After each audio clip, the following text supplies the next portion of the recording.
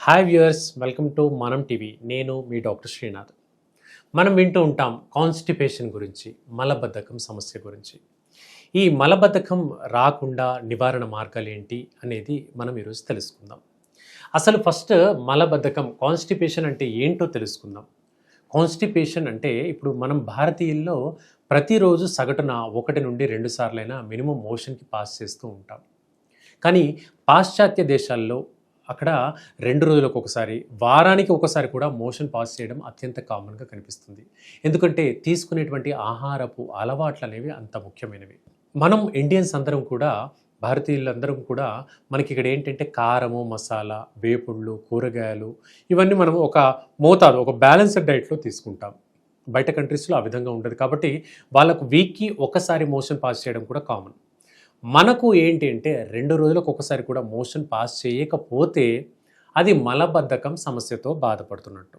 ఇది ముందుగా ముఖ్యంగా గుర్తుపెట్టుకోండి. డాక్టర్ గారు ఈరోజు మోషన్ వెళ్ళలేదు, నాకు కాన్స్టిపేషన్ ఉంది అనేటువంటిది కేవలం అపోహ.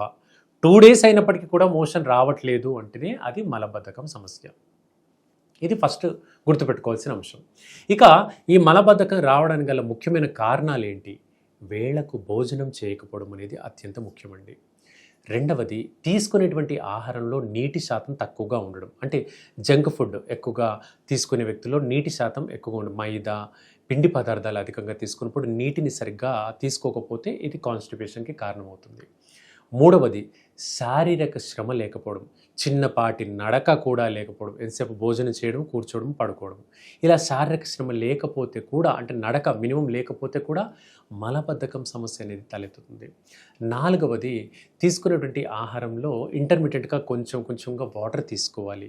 వాటర్ ఇంటేక్ అనేది రోజులో సగటున ఒక యుక్త వయసు వ్యక్తికి 3 నుండి 5 లీటర్ల వరకు తీసుకోవాలి. అంతకంటే తక్కువగా వాటర్ తీసుకున్నప్పుడు మనకు ఈ ఇబ్బంది అనేది ఎక్కువగా తలెత్తుతుంది. ఐదవది, గతంలో మనకు పైల్స్ ప్రాబ్లం ఉండి, ఆ పైల్స్ ప్రాబ్లంకి సర్జరీ చేయించాము, సరిగ్గా ఇబ్బంది అనేది సాల్వ్ అవ్వకుండా అప్పుడప్పుడు తిరగబెడుతుంది అనేటువంటి వ్యక్తులకు మలబద్ధకం వచ్చేటువంటి లక్షణం అత్యంత కామన్గా కనిపిస్తుంది. దీన్ని మళ్ళీ అశ్రద్ధ చేస్తే పైల్స్ లక్షణం కూడా మళ్ళీ తిరగబెడుతుందన్నమాట. అంటే మలద్వారం దగ్గర ఉండేటువంటి రక్తనాళాలో వాపుకు గురయ్యి చిట్లి అందులో నుంచి బ్లీడింగ్ వస్తూ ఉంటుంది. దాన్ని మనం పైల్స్ లక్షణంగా చెప్పుకుంటాం. మొలలు అంటాము, హెమరాయిడ్స్ అంటాము మెడికల్గా చెప్పాలంటే.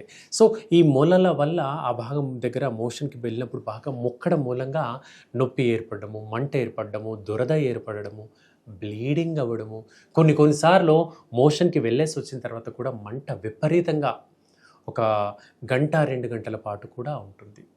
అంత తీవ్రంగా ఉంటుంది. సో ఈ మలబద్ధకాన్ని నివారించేందుకు మనం ఎక్కువగా నీటి శాతం 3 నుండి 5 లీటర్ వరకు తీసుకోండి. బీర, చిక్కుడు, కాకరకాయ లాంటివి వెజిటబుల్స్ అధికంగా తీసుకోవాలి. అలాగే సొరకాయ అంటాం మనం, ఆనపకాయ అంటాము.